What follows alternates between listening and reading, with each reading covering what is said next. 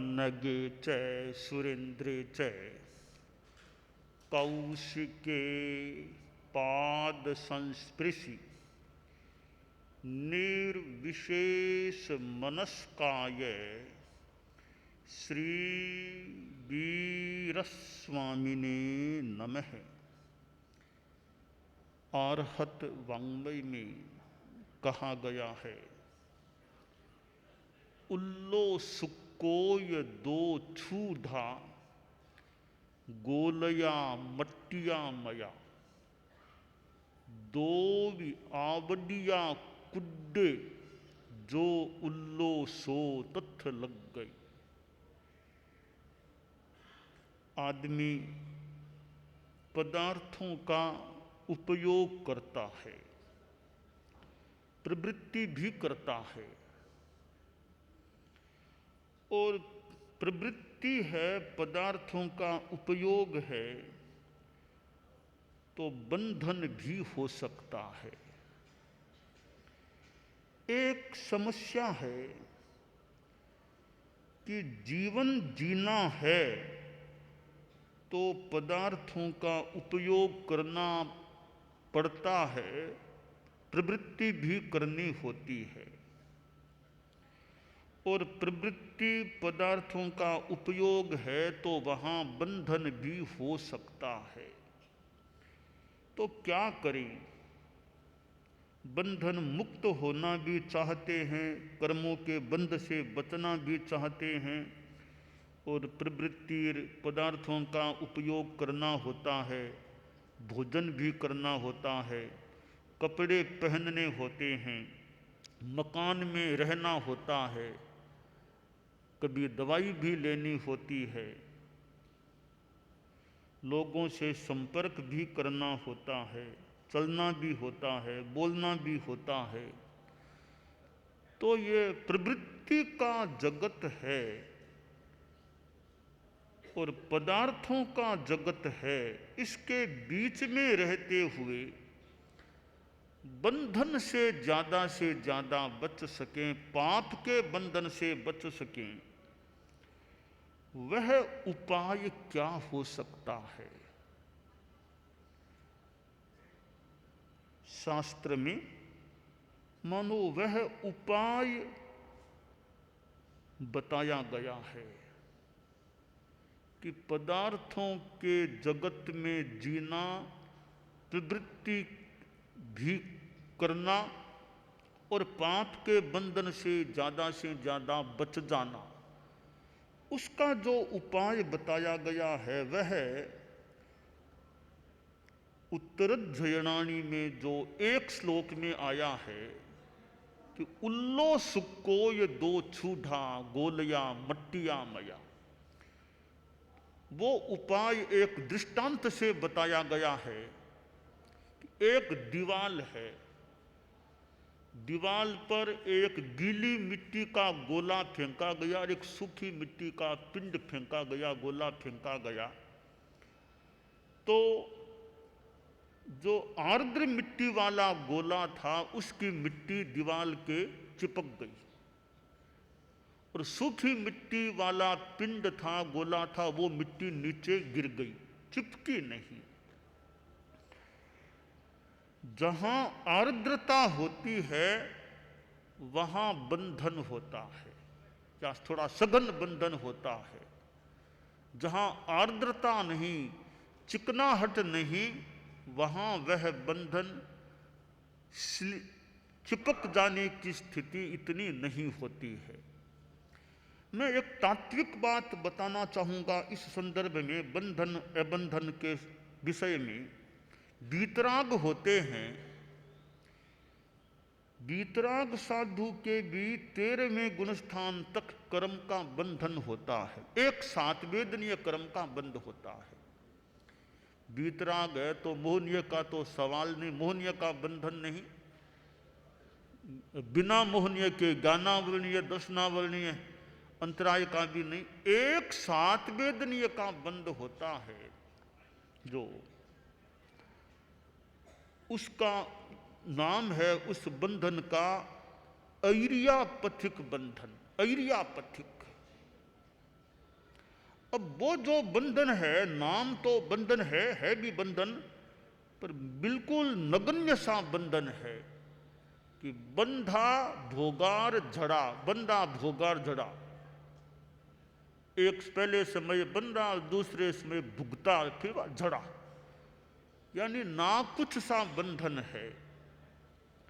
यह ना कुछ सा बंधन है, इसका कारण है कि जहां कसाय है वहां जो बंधन होता है उसका नाम है सांप्रदायिक बंधन। कसाय के बिना जो बंधन होता है वीतराग मुनि के, वह इरियापथिक बंधन, इरियापथि की क्रिया होती है, इरियापथिक बंधन है। वो एकदम वो सूखे गोले के समान है, बस झड़ जाता है, ठहरता नहीं है।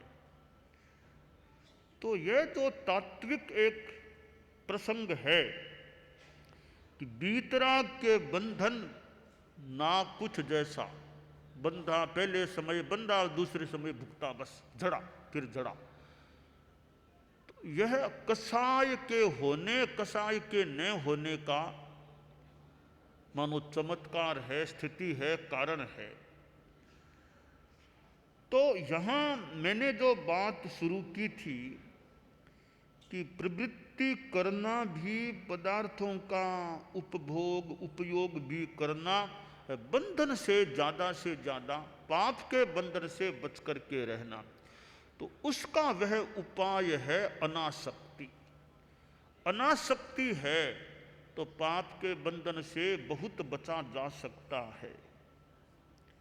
यह संभव नहीं या मुश्किल है कि कान में शब्द पड़े ही नहीं, श्रवण शक्ति ठीक है तो कान खुले हैं तो शब्द भी पड़ जाते हैं, आंखें खुली है जाते हैं तो कोई रूप भी सामने आ जाता है।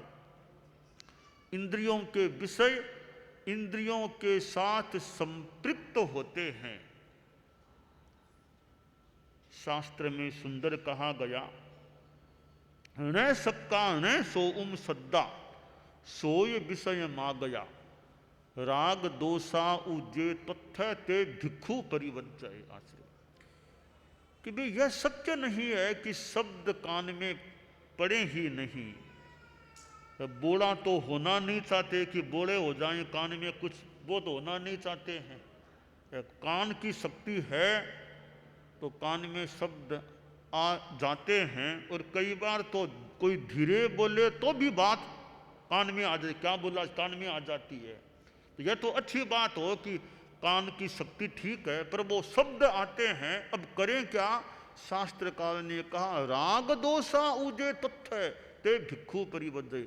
उन शब्दों के प्रति जो राग द्वेष के भाव, उनसे हम बचने का प्रयास करें तो पाप के बंधन से बचाव हो सकता है।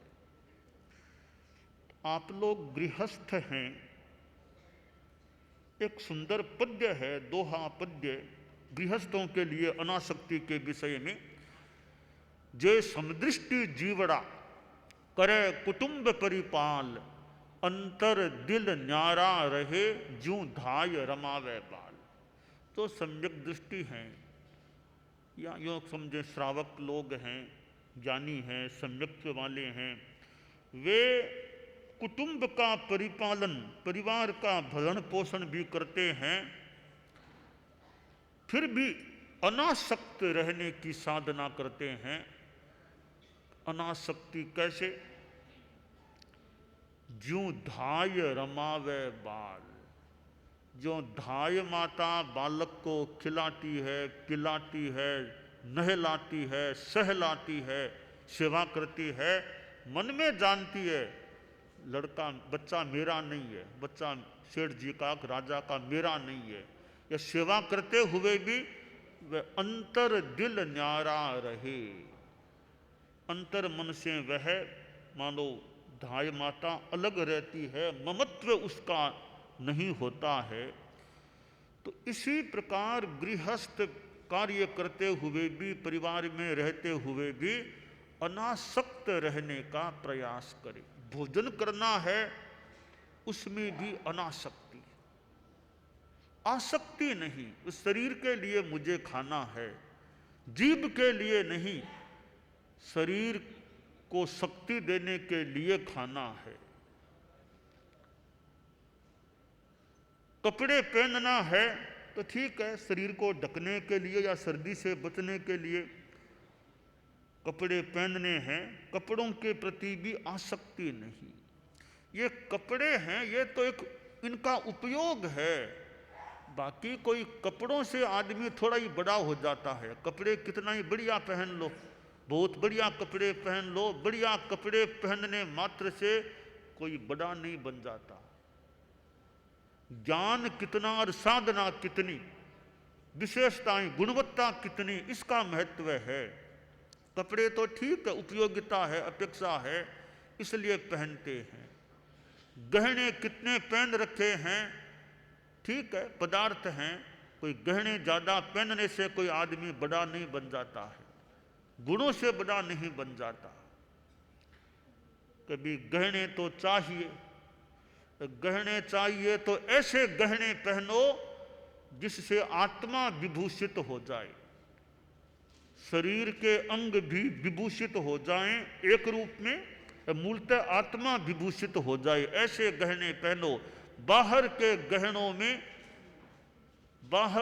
गहनों में ज्यादा रहने वाले हैं तो भीतर के गहनों से कहीं दूरता न हो जाए। सब्बे आभरणा भारा, सारे आभरण अलंकार तो एक प्रकार के भार हैं, शरीर पर भार हो जाते हैं अलंकार तो कोई आभूषण नहीं, उस दृष्टि से आदमी निर्भार हो जाता है। और आभरण पहनने भी चाहिए, वे भावात्मक सद्गुणात्मक आभूषण पहनने चाहिए। सद्गुण भी एक प्रकार के आभूषण हैं, उनको हम धारण करें तो आत्मा शोभित हो सकती है। आदमी का हाथ है, क्योंकि हाथ में क्या पहने, क्या आभूषण धारण करें। कंकण भी होता है, बाह्य आभूषण है।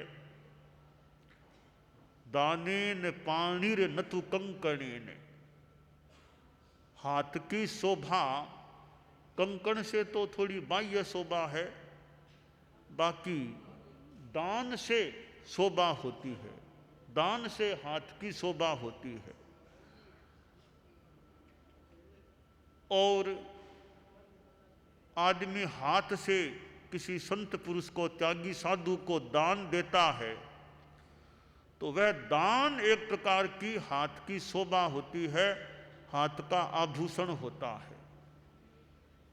और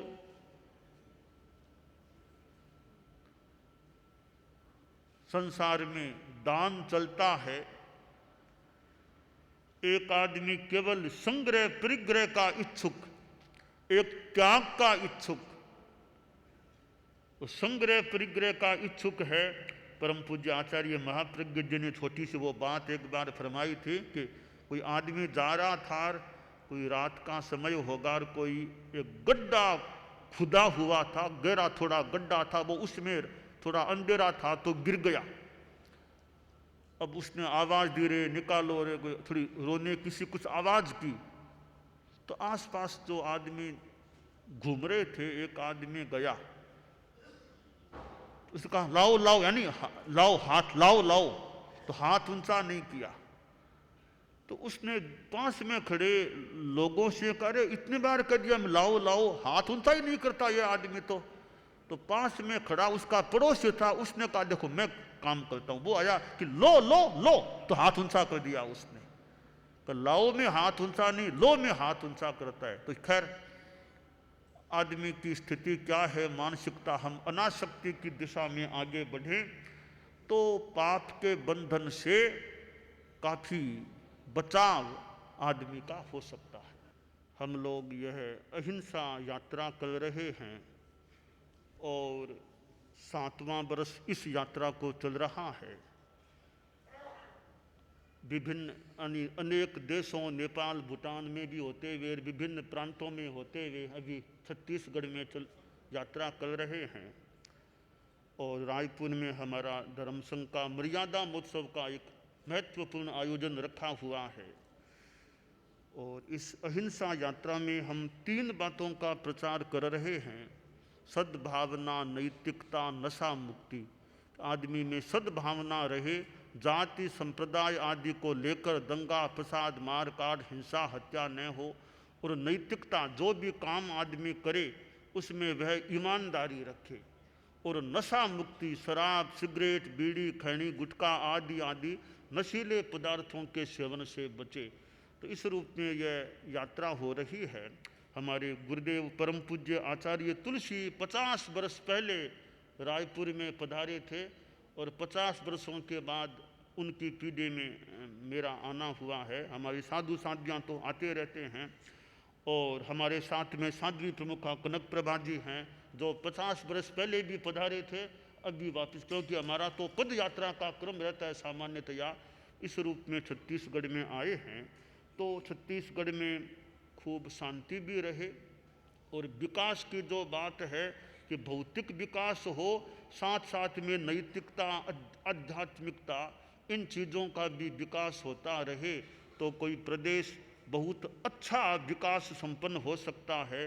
वरना एक पक्षीय विकास हो गया भौतिकता का, साथ में अध्यात्म का विकास नहीं होता है तो वो कुछ कमी की बात रह जाती है। और विद्या संस्थानों में अनेक विषय पढ़ाए ही जाते हैं, उनके साथ साथ ये अध्यात्म नैतिकता ये विषय चलते होंगे, अच्छी तरह चलते रहें।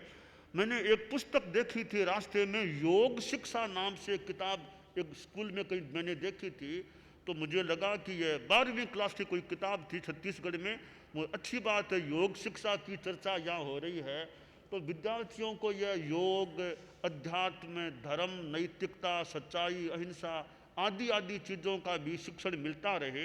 हमारे गुरुदेव आचार्य तुलसी आचार्य महाप्रज्ञ जी ने जीवन विज्ञान इस नाम से एक शिक्षा जगत के लिए प्रोग्राम दिया था। जीवन विज्ञान, खास करके विद्यार्थी हैं उनमें कैसे विकास भावात्मक विकास हो सके, कि फिजिकल डेवलपमेंट हो गया, शारीरिक विकास हो गया, वो हो जाता है एक चीज़ है। इंटेलेक्चुअल डेवलपमेंट बौद्धिक विकास भी एक महत्वपूर्ण चीज़ है, साथ में मेंटल डेवलपमेंट और इमोशनल डेवलपमेंट मानसिक विकास और भावात्मक विकास भी हो जाए। विद्यार्थी का गुस्सा कंट्रोल में रह सके, वो बेईमानी में न जाए, ईमानदारी के गुण उसमें हो, इस प्रकार का भी विकास विद्यार्थियों में होता है तो वे विद्यार्थी बहुत अच्छे बन सकते हैं। वो एक छोटी सी बात, बच्चे बैठे थे तो गुरुजी सामने बैठे थे तो गुरुजी कभी कभी वो अध्यात्म की धर्म की बात भी बता देते। तो एक दिन गुरुजी जो अध्यापक थे उन्होंने कहा कि देखो हमारे प्राचीन ग्रंथों में आता है कि ऊपर स्वर्ग है और नीचे नरक है, स्वर्ग में सुख है और नरक में दुख होता है, तो बताओ बच्चों तुम्हारे में से स्वर्ग में कौन कौन जाना चाहता है। प्रायः सब बच्चों ने हाथ ऊंचे कर दिए, एक लड़के ने हाथ ऊंचा नहीं किया। तो मास्टर साहब ने कहा रे तुमने हाथ ऊंचा क्यों नहीं किया। तो वह लड़का बोला महोदय आपने कहा था स्वर्ग में सुख है, पर मैं स्वर्ग में जाना नहीं चाहता, मैं अपने देश की धरती पर स्वर्ग लाना चाहता हूं। कि स्वर्ग कैसे लाओगे, कि मैं प्रयास करना चाहता हूं कि खुद भी अच्छा बनूं, मेरे साथी भी अच्छे बने, तो देश के नागरिक अच्छे बन जाएंगे तो एक प्रकार से देश की धरती पर स्वर्ग आ जाएगा। तो यह अहिंसा सद्भावना नैतिकता नशा मुक्ति की बातें मानव की एक प्रकार का देश का उत्थान करने का प्रयास है। तो छत्तीसगढ़ में भी और वैसे पूरे भारत में विश्व में भी शांति रहे, गुणात्मकता का विकास हो, यह कामना।